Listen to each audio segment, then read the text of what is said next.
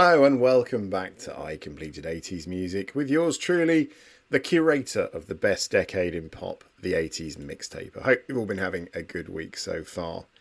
If you're new to the pod, the story goes a little like this. Back in May 2016, I made a bet with myself that I'd try and listen to every single charting entry in the UK charts from the 31st of December 1979 to the 31st of December 1989. Why? Minor midlife crisis, perhaps. By 2021, I'd reached the end, thousands of singles, but what revealed itself was this beautiful decade where I'd been a dot when it started and 11 when it finished, and the music really became the story. This pod is the story of that journey. Each week, we move the calendar forward slightly and dive into the charts, picking out the best, brightest, and most bonkers entries into the charts, and look at the videos, chart performances, makeups, breakups, controversies, and everything else which is happening in between. Today, we reach playlist 46 in August 1982, and let me tell you, this playlist is a big one. In the first half alone, we introduce Chicago, Frida breaks from ABBA, Judas Priest are back, Haircut 100 come to a sticky end, Duran Duran continue lighting up the charts, Afrika Bambaataa drops one of the foundational tracks to hip-hop and EDM, and we end with Simple Minds in the ascendancy. If you are enjoying the pod and want to support me, you can buy me a coffee on my Buy Me a Coffee link, which you'll find in the episode description, please. And if you do buy me a coffee, I will roast your name on this pod by placing you in an 80s band that I think corresponds most closely to your name. But I must say that I've been saying this now for 2 months and not one person has bought me a coffee.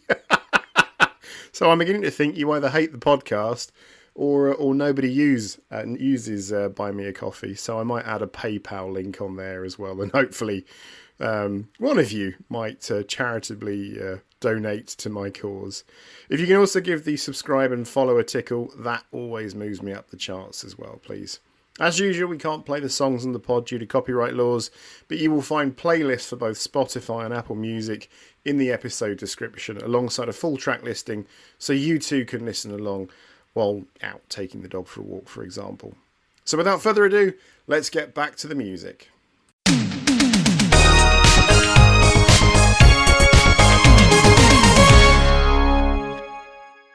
We start today with a band which, if you're an American listening to this pod, is a sprawling, brassy, multi-decade American musical institution. But if you're in the UK, you may have known them from their Soul number 1. It's time to introduce one of the great Midwest bands of the 70s, about to make some serious moves in the 80s. Let's meet them. This is Chicago and their utterly brilliant song, Hard to Say I'm Sorry. This is track 1, playlist 46.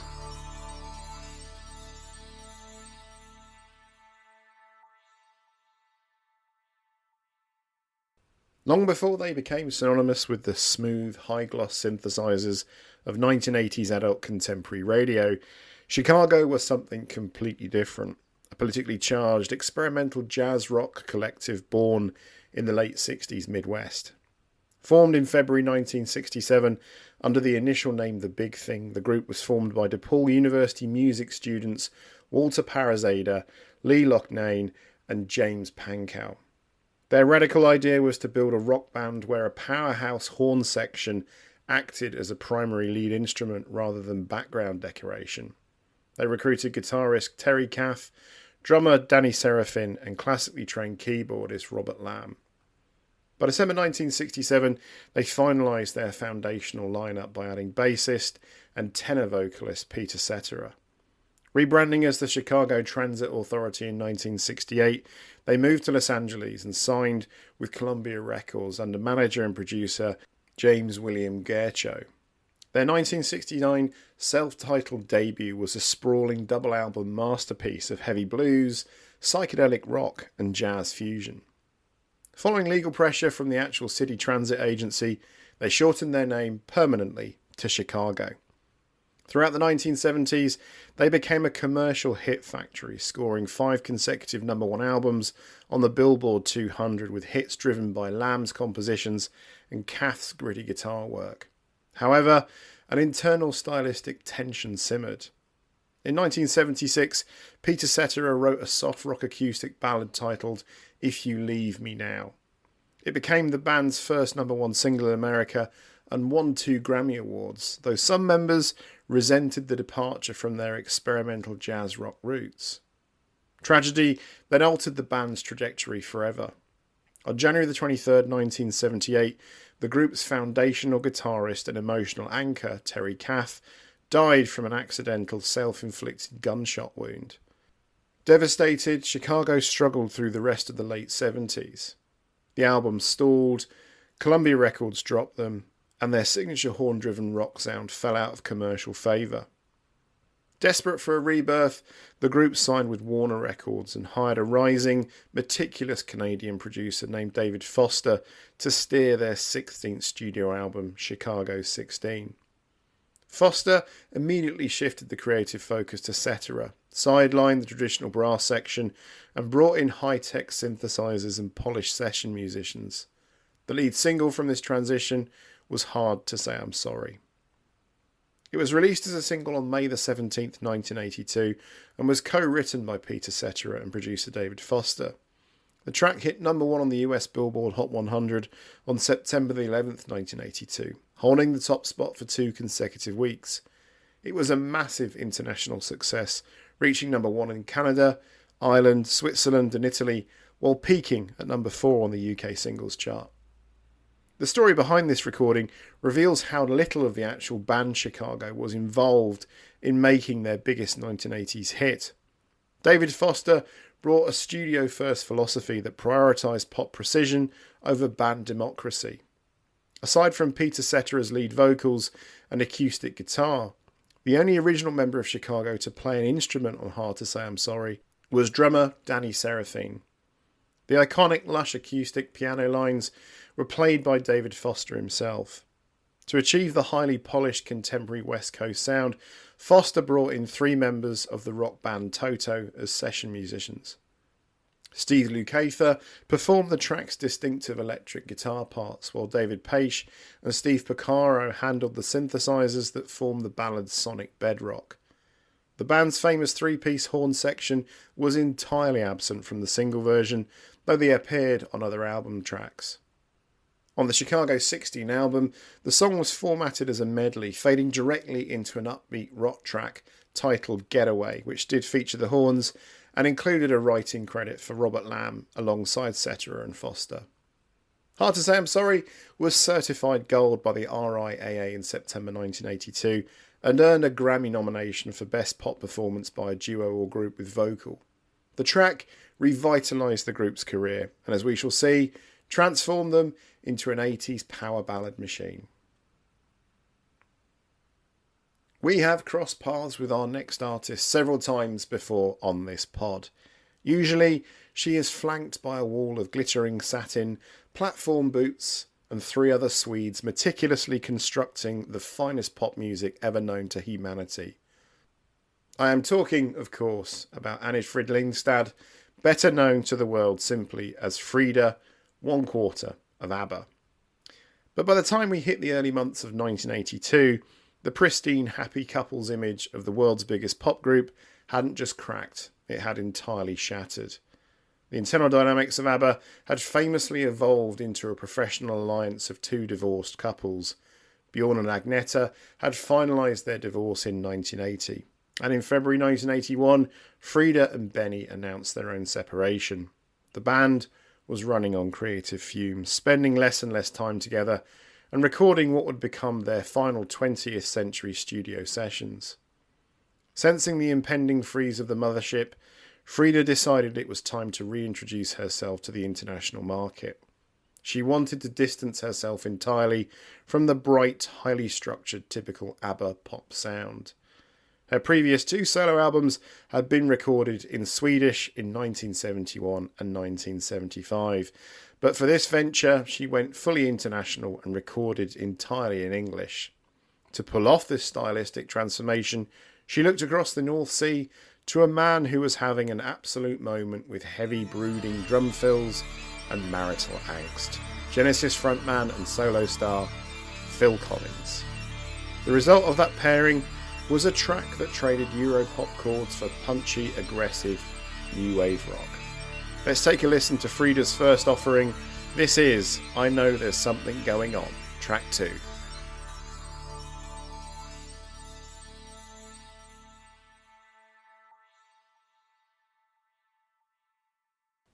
If your ears are still ringing from that absolutely massive drum sound, you can thank Phil Collins and engineer Hugh Padgham. That snappy, aggressive percussion is the textbook definition of the famous 1980s gated reverb drum effect. The story behind how this collaboration came to be is surprisingly grounded in mutual emotional trauma. While dealing with the painful fallout of her divorce from Benny, Frida happened to hear Phil Collins' seminal solo track In the Air Tonight. She became so utterly transfixed by it that she listened to his album face value on and off for 8 months. Frida knew that was the exact sonic direction she wanted for her new material. And as we know from our previous dealings with Mr. Collins in 1981, a lot of his hits were built on heartbreak. When her record label Polar Music approached Collins to see if he would produce her third solo album Something's Going On, he readily agreed. Collins later noted in a television interview that they shared an immediate bond because, regarding their respective divorces, they were both the injured party. They booked into ABBA's own Polar Music studios in Stockholm between the 15th of February and the 31st of March 1982. Despite Frida admitting she was initially incredibly tense and nervous because she had only met Collins twice before, the studio atmosphere quickly turned relaxed. The entire recording process was actually captured by the Swedish television broadcaster SVT for a 1-hour making-of documentary. Though the track practically bleeds the personal experience of its singer and producer, I Know There's Something Going On was actually written by Russ Ballard, formerly of the rock band Argent. Collins also didn't just twist the knobs on the control desk behind the glass, he played the drums, arranged the vocals, and sang the backing vocals on the chorus. If you listen closely to the mix, you can hear his voice buried right underneath Frida's. The track also featured a blistering, heavily treated guitar solo courtesy of Daryl Stuermer, Collins' longtime Genesis touring guitarist. When the single dropped in August 1982, it proved that there was indeed life after ABBA. While music critics were initially a bit startled, the New Musical Express described it as a production replete with big, threatening synthesized drums. The general public devoured it. The parent album went on to become a massive global smash, selling over 1.5 million copies. The single reached number 1 in Belgium and Switzerland, hit number 3 in Frida's native Sweden, and climbed all the way to number 13 on the US Billboard Hot 100. It spent an impressive 29 weeks on the American charts, which earned it a spot at number 20 on Billboard's 100 year-end singles chart for 1983. But interestingly, the song bucked its standard European success in the UK, where it missed the top 40 completely and peaked only at number 43, even though the parent album, Something's Going On, fared better, hitting number 18. To this day, Something's Going On remains the most commercially successful solo album project by any individual member of ABBA. It proved that Frida could be a formidable rock-pop force in her own right, entirely capable of stepping out from the long shadow of her famous past. Next, we are back in the new wave of British heavy metal. We last met the leather and studs architects of the scene, Judas Priest, in 1980, all the way back in episode 10.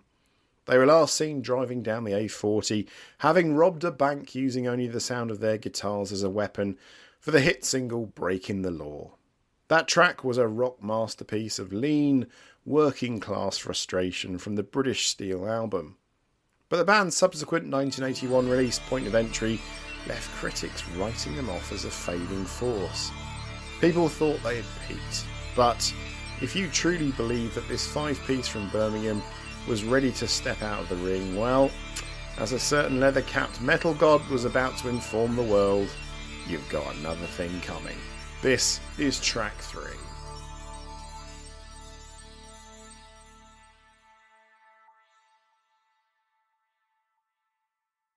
So, it's 1982 and Judas Priest are hiding out at Ibiza Sound Studios in Spain. Like many British bands of the era, they were there for tax purposes. They are assembling their 8th studio album, Screaming for Vengeance. Musically, they are actively abandoning the softer melodic rock experimentation of Point of Entry to pivot back into a harder, uncompromising sonic assault. Guitarists KK Downing and Glenn Tipton are evaluating what they have. They want to ensure the track list is perfectly balanced. Record companies in the late 1980s always demanded a specific type of track. As KK Downing recalled to Louder, labels consistently pushed for an outside songwriter or a catchy cover version explicitly designed for big radio play. For this record, Columbia Records thought they had that target hit locked down with a song written by Rob Halligan Jr. called Take These Chains. The band recorded it, however Downing and Tipton still felt they needed one more simple driving song to round out the album. They had a few basic musical parts sitting around, but the track wasn't fully formed. In fact, during the initial tracking sessions in the Mediterranean, no one was particularly impressed by it. Vocalist Rob Halford later revealed in his 2020 memoir Confess that the band had not nailed the song's identity during the Spanish sessions. It was buried at the bottom of the track listing on side 2. They even considered dropping it entirely. The magic happened when production shifted to Florida for mixing and overdubs. The band worked across BJ Recording Studios in Orlando and Bayshore Recording Studios in Coconut Grove. Producer Tom Allen, the man responsible for shaping the defining razor-sharp sound of the band's golden era, was at the helm. While sitting at the mixing sessions at BJ Studios, the band completed the track. As they listened to the playback in the sunny Florida air, they heard the track with entirely fresh ears. The relentless mid-tempo chug of Downing and Tipton's dual guitars, combined with Dave Holland's straightforward drum rhythm, transformed the song into an ideal driving anthem. Halford realised the lyrics tapped into core themes of resilience, self-belief, and fighting back against challenges. When Screaming for Vengeance was released in July 1982, the record label initially put their weight behind Take These Chains as a single. Instead, radio programmers across North America latched onto You've Got Another Thing Coming. Released as a single in August 1982, the track unexpectedly took off on the airwaves. The song's massive momentum was heavily fueled by MTV. Judas Priest already had a major advantage because they'd filmed narrative music videos for earlier tracks like Living After Midnight and Breaking the Law. Their theatrical leather and studs look was perfectly tailored for the emerging visual medium. MTV put the music video for You've Got Another Thing Coming into heavy rotation. The track achieved massive historical crossover success for the band. It climbed to number 4 on the US mainstream rock chart. It also peaked at number 67 on the Hot 100, marking the only time in Judas Priest's career that a single crossed over to enter that specific pop singles chart. However, in the UK, it only reached number 66. The surprise hit propelled Screaming for Vengeance to become a massive commercial breakthrough. It became the band's first album to be certified platinum by the RIAA, eventually achieving double platinum status in the US and selling millions of copies globally. The song made its live debut on August 26, 1982 at the Stabler Arena in Bethlehem, Pennsylvania, during the opening night of the World Vengeance Tour. It has remained a permanent staple of their live performances ever since. For track 4, we reach the sad end to a short-lived but brilliant saga and one of the early defining groups of the decade. When we last crossed paths with our cable knit sweater loving friends, Haircut 100 in April 1982, they were riding exceptionally high under the circumstances. Fantastic Day had just smashed its way into the UK top 10, peaking beautifully at number 9. The sun was shining, or so it seemed. The pastel polo collars were popped, and their spectacular debut album Pelican West was turning the band into absolute standard bearers of breezy new wave funk. But, as we know from their previous entries, beneath that impeccably clean-cut boy next door exterior, the gears of the pop machinery were already grinding the teenage daydreams into dust. The label demanded a follow-up immediately. No breathing room, no holidays, just a relentless march back into the studio with producer Bob Sargent. The pressure was immense, yet the band delivered an underrated diamond of a standalone track before the wheels well and truly came off. Let's drop the needle on their fourth consecutive smash hit, released on the 13th of August 1982. This is Nobody's Fool.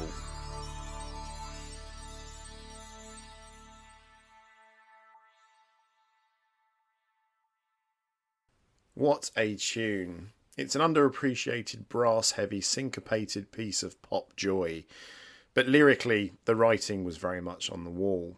Released by Arista Records under catalogue number Clip 4, Nobody's Fool entered the UK charts and peaked at number 9 on the 21st of August 1982, spending a total of 7 weeks on the listings.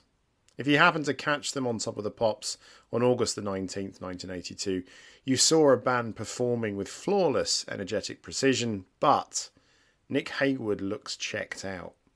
Yet strangely, this track became their very first single to completely miss out on any US Billboard charts, fracturing their transatlantic momentum. The real heartbreak of Nobody's Fool is that it served as the literal finish line for the classic era. It was the final Haircut 100 record to feature Nick Haywood singing lead vocals. The frantic touring schedules, intense press scrutiny and absence of a manager left the 20-year-old frontman completely burned out, battling severe stress and depression. As detailed in archival interviews, when the group rushed back into the studio to craft a second album, the environment became deeply fractured. Communication ground to a complete halt. Haywood stopped showing up to sessions, and a planned late 1982 single titled Whistle Down the Wind was abruptly shelved. By January 1983, Haywood had left the group for good, instantly re-recording Whistle Down the Wind as his debut solo single just 2 months later. The remaining members stubbornly pushed forward. Percussionist Mark Fox stepped up to lead vocals for their 1984 album Paint and Paint, but without Haywood's distinctive pop sensibilities, the project completely tanked. Singles like Primetime and So Tired sputtered out miserably, failing to even crack the UK top 40. The 1980s had effectively chewed up and spat out one of its brightest prospects. Music, however, is a beautiful thing that occasionally rewards patience.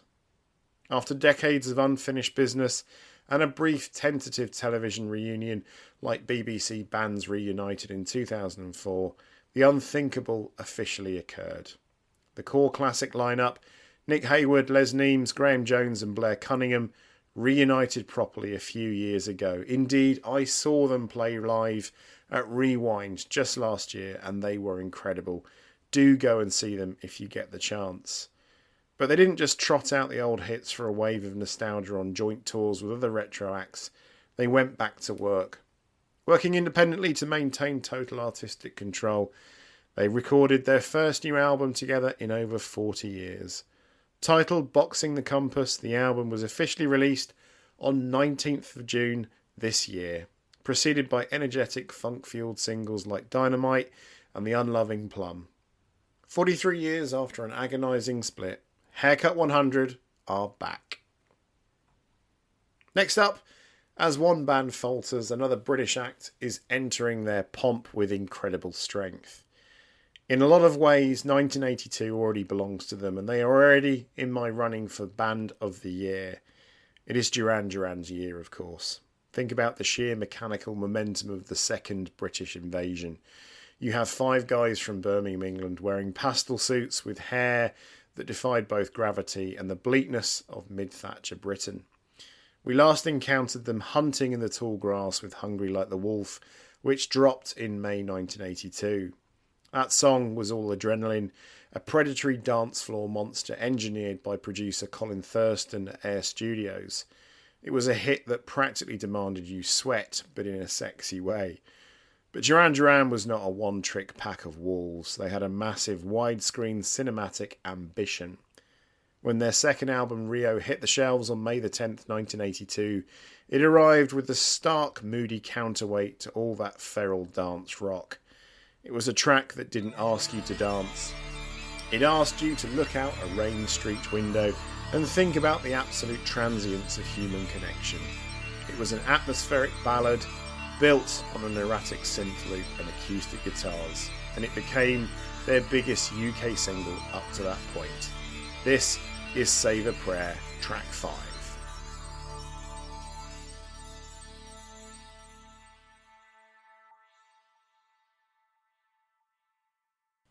Let's construct the song from the ground up.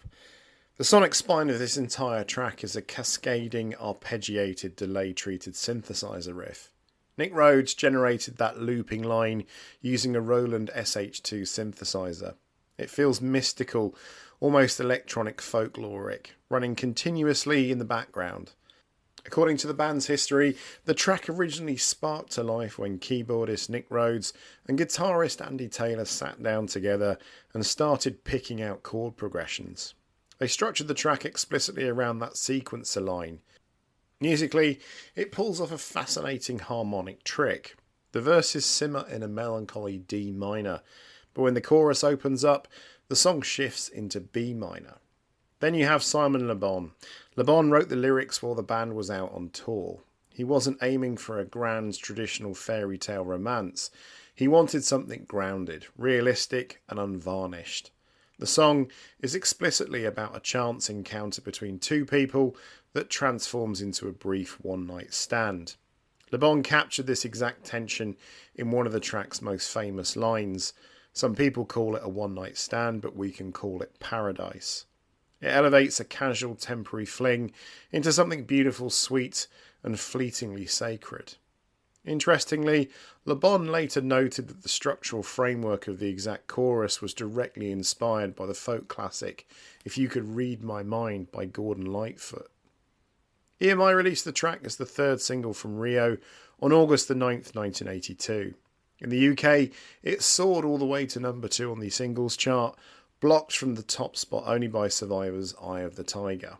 It proved that Duran Duran could dominate the charts with an atmospheric ballad just as easily as they could with a club track. Of course, you can't talk about Save a Prayer without talking about the visual myth-making as well. In April 1982, director Russell Mulcahy took the band to Sri Lanka. They shot videos for Hungry Like the Wolf, Lonely in Your Nightmare and Save a Prayer, all in one massive, logistically chaotic tropical shoot. The video features stunning imagery of the band, mainly Simon and John, amongst the ancient rock fortress of Sigiriya, the ruins of a Buddhist temple and elephant-filled rivers. It was visually spectacular, but it was physically brutal. Guitarist Andy Taylor actually contracted a severe case of a tropical virus from accidentally swallowing river water during the shoot, landing him in a London hospital while the rest of the band had to continue promoting the album launch. The track initially remained a European phenomenon. It wasn't until January 1985, following a surge of American Durandemonium as it was known, that a live version recorded for their Arena album was officially released as a US single, where it ultimately peaked at number 16 on the Billboard Hot 100.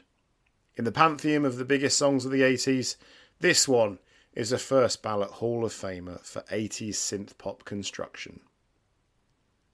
Talking of Hall of Fame, ooh boy, when it comes to hip hop, this next track is one of the founding fathers, and indeed this playlist has 2 of them. We'll meet Grandmaster Flash next week, but it's time now to focus on the first, a prodigal yet entirely polarising figure.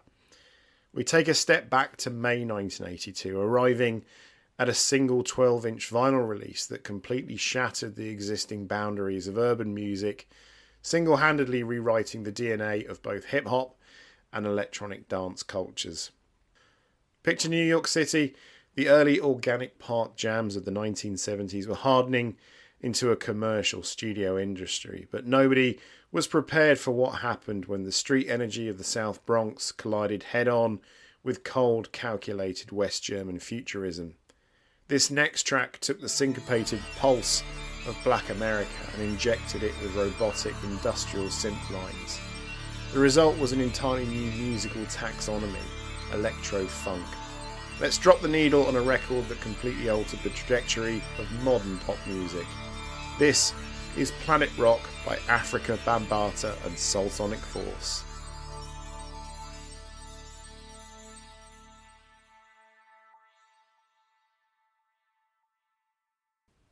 Let's discuss the man behind this monumental moment. Born Lance Taylor in the Bronx on April the 17th, 1957, the man who would become Afrika Bambaataa grew up in the Bronx River houses. He rose to prominence as a high-ranking member of the Black Spades street gang. Following a transformative trip to Africa, he chose to shift his community's trajectory away from violent territorial warfare. He channeled that tribal gang energy into artistic expression, forming an umbrella organisation of DJs, breakdancers, graffiti writers and MCs known as the Universal Zulu Nation in 1973. Alongside DJ Kool Herc and the aforementioned Grandmaster Flash, Bambaataa was righteously canonised as one of the godfathers of hip-hop. By 1982, Bambaataa wanted a track that reflected his famously eclectic DJ sets, where he would fearlessly mix rock, punk and avant-garde records. He teamed up with visionary producer Arthur Baker and a gifted synth player named John Roby. They entered the Upper East Side's Intergalactic Studios with an absolute secret weapon, the Roland TR-808 drum machine. At the time, the 808 was largely dismissed by the industry as a cheap, unrealistic toy. But Baker and Roby programmed it to deliver a heavy, booming kick drum that shook speaker cones like nothing before it. For the melodic hooks, they did not use a digital sampler. Instead, John Roby meticulously re-recorded and interpolated two distinct tracks by German electronic pioneers Kraftwerk. The haunting, cinematic synth progression was lifted from Kraftwerk's Trans-Europe Express, while the strict driving rhythmic patterns and a nod to the Japanese counting vocal were extracted from Kraftwerk's Numbers. Additional sonic textures were lifted from Captain Sky's Superstorm and Ennio Morricone. When Planet Rock dropped on Tommy Boy Records, it became an instant underground sensation, peaking at number 4 on the Billboard Soul chart and eventually achieving RIAA Gold status.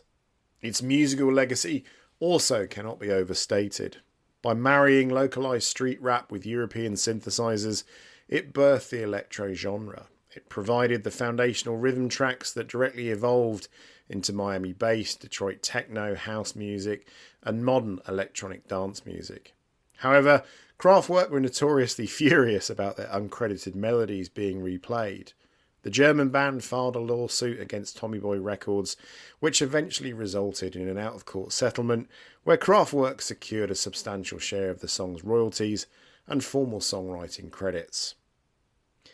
While Bambaataa's musical genius secured his place in history, his later life was enveloped by disturbing real-world controversies that severely fractured his legacy. In 2016, a man named Ronald Savage came forward with public allegations stating that Bambaataa had sexually abused him in the late 70s when Savage was a minor. Following those initial public statements, several other men came forward with similar historic allegations of child sexual abuse and exploitation against the DJ. Bambaataa vehemently denied all the accusations, calling them completely baseless. However, the backlash was swift and severe. In May 2016, he was officially expelled from the Universal Zulu Nation, the very group he had founded and led for over 4 decades.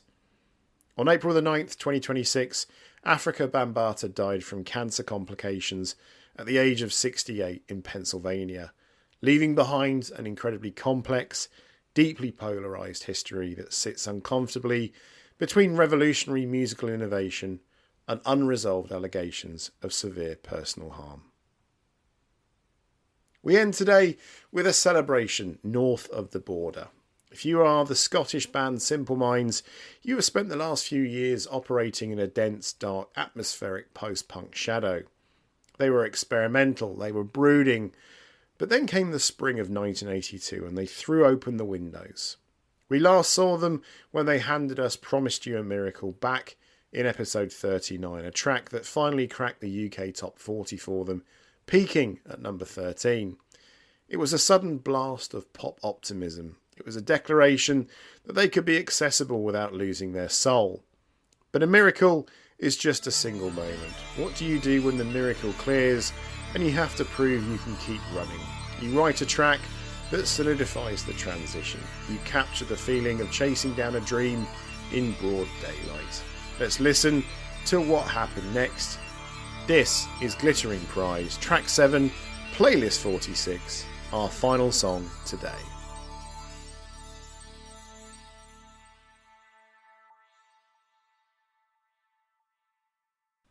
Glittering Prize was officially released on the 20th of August 1982 as the second single from their brilliant fifth studio album New Gold Dream. If Promise You a Miracle opened the door to the mainstream, Glittering Prize walked right through it and claimed the space. The story of this track is the story of a band figuring out how to build something massive out of simplicity. After the initial breakthrough, the band reconvened in a rehearsal room at the Old Mill, a former pig farm located in Fife, for pre-production to shape the rest of the album's songs. They were working under the guidance of producer Peter Walsh, who helped them refine their atmospheric arrangements. The song itself was tracked at London's Townhouse Studios and the Manor Studio in Shipton-on-Cherwell, building rhythmic, hypnotic instrumental foundations, while frontman Jim Kerr focused on finding the right vocal hooks. The band itself was a unit of distinct moving parts on this track. You have Jim Kerr on vocals, Charlie Burchill handling the shimmering guitars, and Mick McNeil driving the melodic keyboards. While session powerhouse Mel Gaynor joined the album project around this time on the recommendation of Peter Walsh, the album's drumming duties were shared, marking a transitional phase before Gaynor became the band's permanent tour and studio drummer. Together, they crafted an arrangement that felt undeniably kinetic. As Jim Kerr told Smash Hits in 1982, the track is about getting a glimpse of something and going out on a chase for it against all the odds. He added, "If you're after something or something's really beckoning, just go for it. The Glittering Prize could be a girl or a dream." It was an anthem for an era when the band was actively chasing down their own destiny, transitioning away from the art rock fringe towards international status. Commercially, Glittering Prize peaked at number 16 in the UK and was a top 10 hit in several other countries including Australia, New Zealand and Norway. The parent album New Gold Dream followed on the 17th of September 1982, reaching number 3 and staying on the charts for a full year. Its impact was solidified when the song provided the title for the 1992 retrospective, Glittering Prize 81 to 92. This shift towards polished, accessible pop was a defining moment for the band, marking their move from post-punk experimentation towards broader, synth-driven appeal. They found the prize they were looking for, and they never looked back.